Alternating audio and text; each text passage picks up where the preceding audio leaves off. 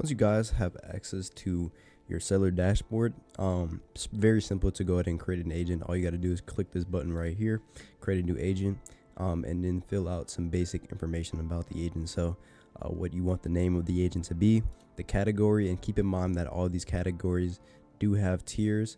And if it's not in the Discord, the specific tiers and like what qualifies as the operation automation agent or revenue generating, it should be in the Discord by the time this video publishes, and also should be in the website. We set a kind of pricing floor, just so that, in the near future, if we get a lot of sellers coming into the marketplace, that they're just not undercutting, right? And that would absolutely destroy the marketplace if we had a bunch of people just selling AI for $15, right?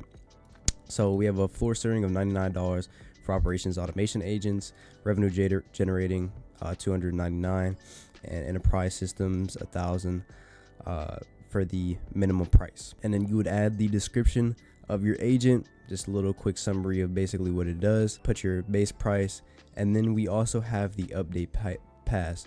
So the update pass is basically you saying, hey, if there's any issues with the agent, I'm going to be updating it with any flaws, any issues, or anything like that. This could also be something where you say, hey, I'm going to add a new feature to the agent every month or every week, and it just incentivizes the buyer to go ahead and sign up for your update pass. It's going to be an optional thing for the buyer, and it also gives you guys a reoccurring revenue every month when somebody does sign up with it, or every year. And then files and assets, you would just add, if you have like a voice agent, add the little prompt here, the system prompt, then add your workflows, documentation, and screenshots. And then use cases would just be when would the business actually use your agent.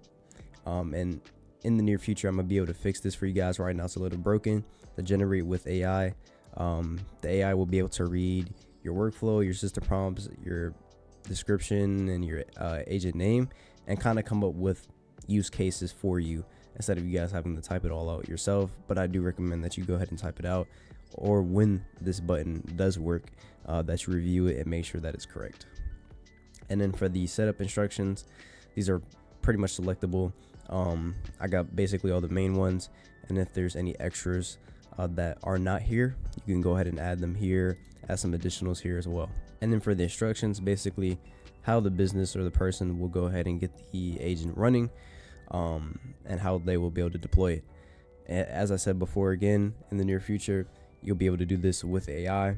I had it working at some point, but for whatever reason, it's broken now, but it should be fixed before the official launch. And then deployment and compliance. So basically you would click the automation platforms that the person would deploy it to, whether it be NAN, make.com, or if it could be both, Zapier, whatever it is. Most of you guys will probably choose NAN for this. API keys, basically what API keys will be needed. Will they need an OpenAI key? Will they need Twilio if it's a voice agent or chat agent, etc., etc. Delivery notes, injection steps, basically the process for the buyer to go ahead and deploy the agent is they're never going to touch the raw workflow files, because those include data. When you guys are like trying to export those NAN workflows, they include the data from those NAN workflows. So they have like the data of your actual like Google Calendar account, and we don't want people to be able to access that. So what we did is came up with a kind of unique delivery system where the agent injects into that person's make.com account or NAN using their APIs. And here you would just kind of detail which IDs need to be replaced. So let's say that you have a Google Calendar node in your NAN workflow, which you would say, hey, you need to change out the data in the Google Calendar node. And then a few little check marks for you guys saying you guys will never ship shared API keys, and that you understand that AOS deploys it in a server-side injection, as I just detailed before. And I will honor a 7-day technical guarantee and respond to tickets within 24 hours and push hot fixes for the update pass subscribers. So this just basically means what it says. Anybody that does buy your agent has a 7-day technical guarantee, meaning that they can create a ticket and say, hey, there were some issues with the agent, right? And you would have to go ahead and fix those for them. For those who upgraded to your update pass, you always respond to the tickets, right? Within 24 hours. push those fixes for them for as long as that they're upgraded or signed up for the update pass. And then you would go ahead, save your agent, right? And it will go on to pending. You have a little pending tab here. And that just means that we haven't accepted your agent into the marketplace, because this is a curated marketplace. We need to make sure that every agent actually works. Every agent is inbound revenue agent, and that it's overall just good quality for the marketplace. Now, once we do accept or reject your agent, it will show up that it's rejected or accepted.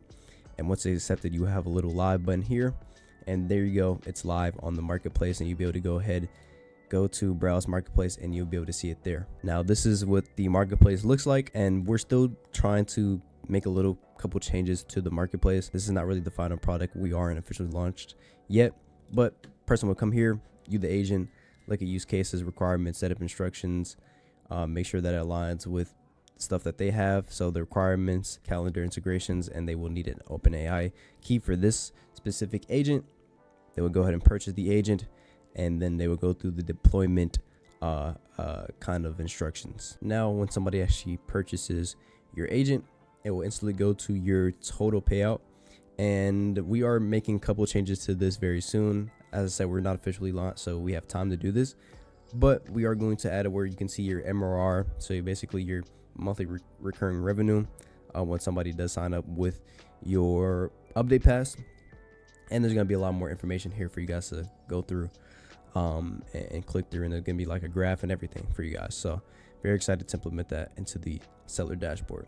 But that's basically it for right now. If you guys have any further questions for us, go ahead and type in the dev chat, and I'll try to get to you guys as soon as possible. As you guys, you can't even see it, but I am Eastern time. I am in America. So if you guys are in a different country or anything like that, just note that my time is completely different than yours probably. So just keep that in mind. But thank you guys for watching this video.